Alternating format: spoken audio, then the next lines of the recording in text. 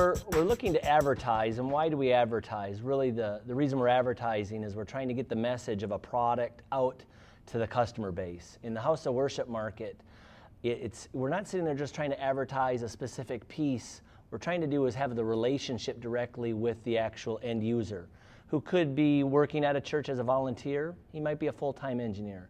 This church could be a 500-seat venue. It could be a 5,000-seat venue.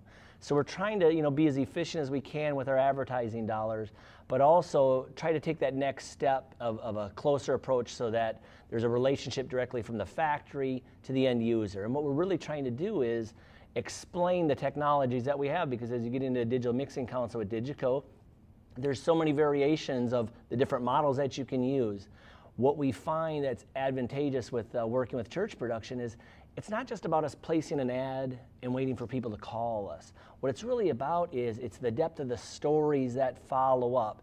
It's the experiences of maybe a technical director, of what he went through on choosing, maybe they were going to do an addition or a remodel, or maybe they had problems with their audio system. What were the steps that he took, and what did he learn to pick what would be the best products for him? So it's really about trying to get to find those individual people that are making the decisions.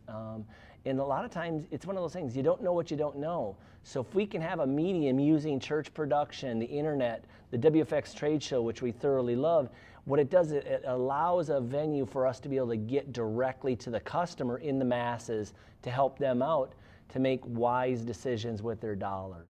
So when we're investing in our marketing and advertising, what we're trying to do is we always want to know what was the payback. We're trying to justify that. And when you step back and you look that we'll run an ad, I think where the real benefits is the depth of the stories.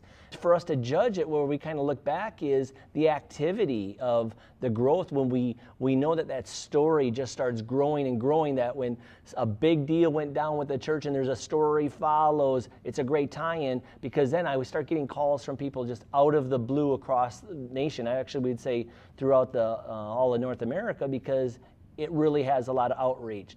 You could say internationally just because of the web presence, and that's really where the benefits is. It's really just organic growth.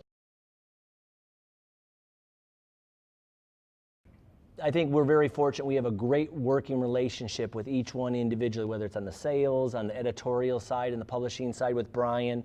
I think the biggest thing is it's a great family of people.